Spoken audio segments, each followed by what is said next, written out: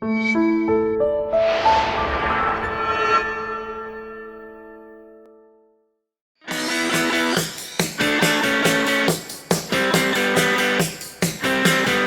everybody, welcome back to another review, and this time we're talking about Iron Man Director of S.H.I.E.L.D., which is Iron Man Volume 4, numbers 15 through 18.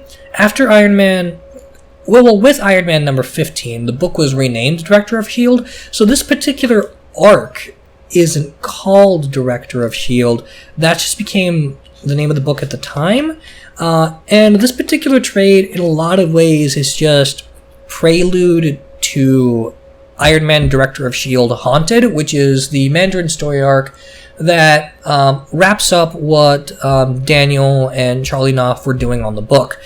And the book's renamed Director of S.H.I.E.L.D. because after the end of Civil War, Tony is made Director of S.H.I.E.L.D. There's a moment in the Civil War trade that I forgot to mention where the current Secretary of Defense, the guy that took over for Tony, who's been trying to oust Nick Fury since the beginning of this run, has asked Tony to be Director of S.H.I.E.L.D. And Tony refuses, but he's entertaining the notion slightly, and this is where he actually takes the job.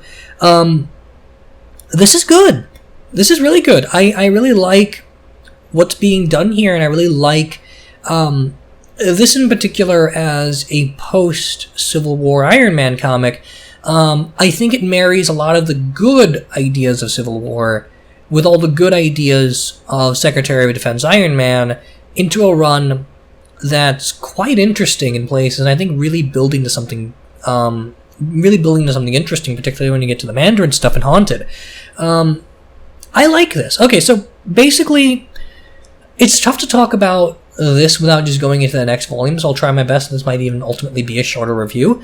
So Tony, in the opening of this, there's a scene where Dum Dum Dugan's talking to the Secretary of Defense, and he's saying that Tony has made every single operation we've done successful. There hasn't been a single troop casualty. There hasn't been a single civilian casualty. The only thing that's down is the budget for S.H.I.E.L.D. because Tony's saving money all over the place.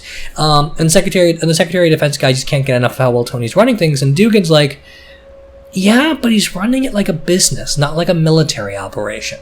And that seems like an interesting distinction, and Dugan goes into it in saying that Tony, what he's been doing is that he's upgraded all the troops, and so there's like this Alpha S.H.I.E.L.D. team that's got like a semi-Iron Man armor, and giving them the upgrade and training them is all Tony should be doing, and then this team should be able to go out and do their thing. But Tony comes in and starts leading offenses, and Dugan mentions that if Tony wasn't there, these success rates would not be a thing. Our troops would be decimated without Tony. And that's a problem, is that they're going to at some point become reliant on Tony being in the battlefield, and that's not what a Director of S.H.I.E.L.D. does. And the way Tony's running things is not going to help him deal with the harder aspects of this job. Tony's not a soldier. And I really like that.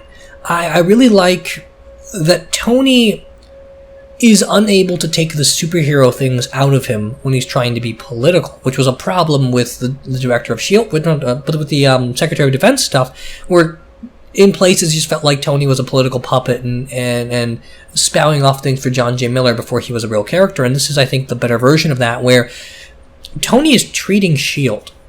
like an organization that needs to be heavily reformed, and it does. And so he's unable to process something like a troop death. There's a thing in the second issue of this where Tony just keeps going and going and going and going and trying to do this thing, and Dugan's like, we need you upstairs, you have to do this eventually. And then Tony does, and you find out the thing he's been avoiding the whole issue is that 3 of his men died on an operation.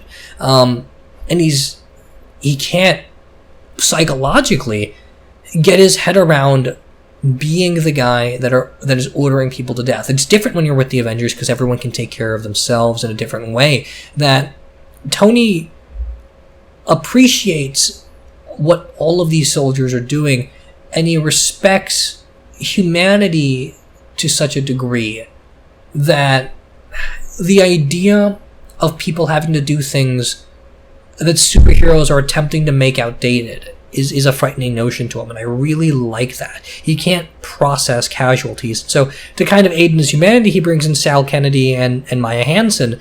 And Maya Hansen's kind of in Tony Stark's custody at this point based on what happened with Extremis. And they kind of start dating. It doesn't go anywhere at all. It's completely meaningless, but they kind of start dating.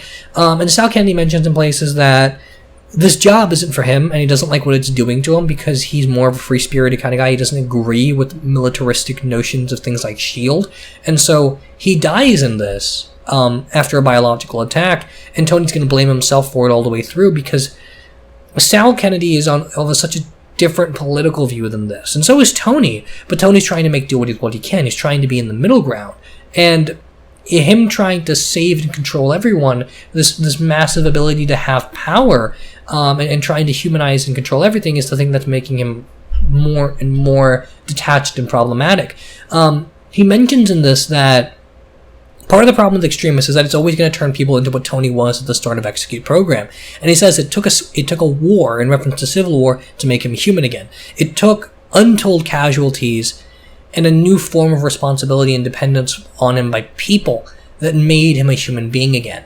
And his emotions are more extreme now, which I think is interesting. And so that's why he doesn't want more Extremis soldiers, and that's also why he needs people like Maya Hansen and Sal Kennedy with him, because it's about him anchoring his humanity. Now, obviously, Pepper Potts and Happy Hogan would have worked better, but whatever. And of course, Happy Hogan's dead at this point, and you really didn't need to kill him, but whatever. So I like that idea a lot. And then behind Tony's back, Maya Hansen's going around and is trying to do something with Extremis, but Tony keeps saying, no, you shouldn't do this. And then at some point, the Secretary of Defense, working with a guy that reveals himself as the Mandarin later, fake her death in Haunted. And at the end of this, she's able to go and work in a lab and start working on Extremis. And a lot of that's really interesting, and there's some great stuff here where Tony's Extremis enhancements are the reasons he's able to survive things. Tony's Extremis enhancements are part of why he's able to keep up with any of this, and it's also part of his need to overcompensate and save every little life he can because he's got the power to now. And I think a lot of that is handled really well. There's a thing here where the Mandarin is... the Mandarin kills that diplomat who's been trying to find him this whole time and takes the rings from him and has them burned into his spine. So like now it's not a thing at his hands, it's like really connected to him physically. And I think that's really cool, and that gets touched on a little bit later. But the diplomat, in doing this, and along with the Secretary of Defense and stuff, they've created this system now where terrorist cells are being divided and turned into millions and millions of little splinter groups because of U.S. policy all over the world.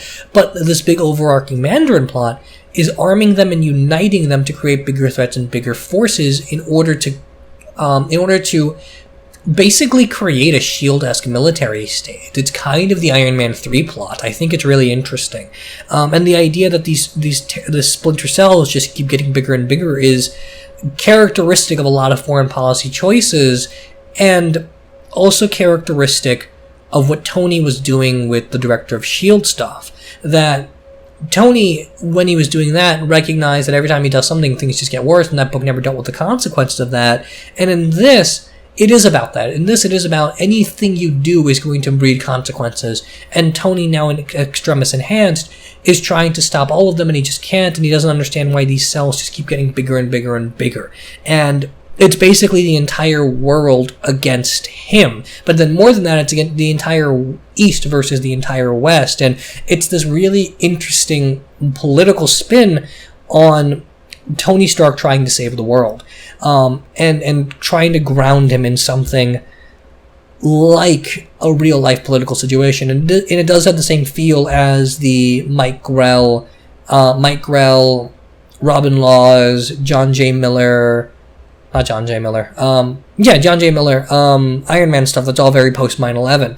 I think that's really cool. I love a lot of what's going on here, and I am really excited for this book just for having read this, because it feels really James Bondy, like the classic Iron Man comics always did. And this cover, especially of the trade, is just so classic.